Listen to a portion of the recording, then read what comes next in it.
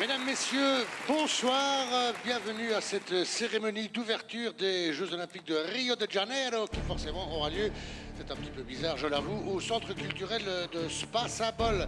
Parmi les symboles, nous allons assister en direct au passage de la flamme olympique, suivi lui-même de l'allumage ô combien symbolique de la vasque olympique. Et voici la flamme qui entre dans le théâtre, mesdames, messieurs, portée fièrement par un athlète que vous allez tout de suite reconnaître. Il s'agit en effet du triple champion olympique du saut de mouton.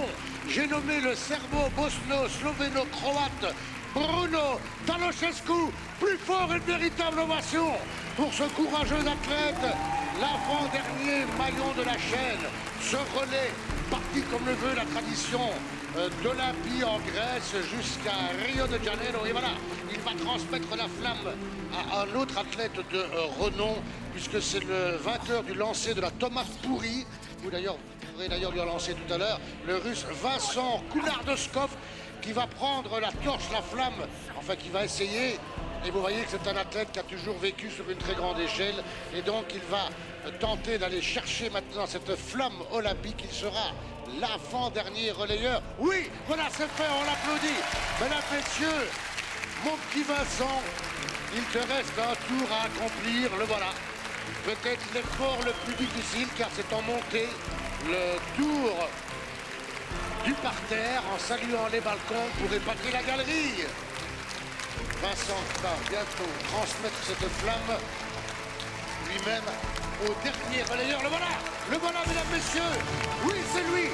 On avait eu Cassius Clay aux Jeux d'Atlanta. Eh bien, voici maintenant un membre de l'équipe de basket en 1969, je vous rappelle, à des Jeux olympiques. Il s'agit du pygmée Jean-Jacques Babongo, et pourtant ne dit-on pas jeu de nain, jeu de vilain. Il va procéder à l'allumage final de la flamme olympique. Malgré un sérieux déficit de taille, paradoxe pour un joueur de basket, il est aidé dans cette entreprise par les deux autres athlètes de l'Est. Va-t-il y arriver? Le suspense est insoutenable, mesdames, messieurs. On les applaudit, on les encourage. Il va devoir allumer la vasque qui va brûler pendant 17 jours, pendant toute la durée de ces Jeux Olympiques. Symbole de paix, symbole de trêve dans le monde. Et les athlètes vont maintenant s'aligner pour l'hymne olympique devant le fameux drapeau olympique depuis 1896, la rénovation des Jeux par le baron Pierre de Coubertin, avec ses 5 anneaux, symbole évidemment des 5 continents. Tout le monde peut se lever, mesdames, messieurs, le moment est solennel. Levez-vous, chers amis de Spa, et vous constaterez avec moi qu'il y a quelques objets qui n'étaient pas du tout prévus pour cette cérémonie. Ils sont là aussi. Je déclare ouvert les Jeux Olympiques de la 31e Olympiade ici à Rio de Janeiro. Bravo, merci cher public, merci aux athlètes.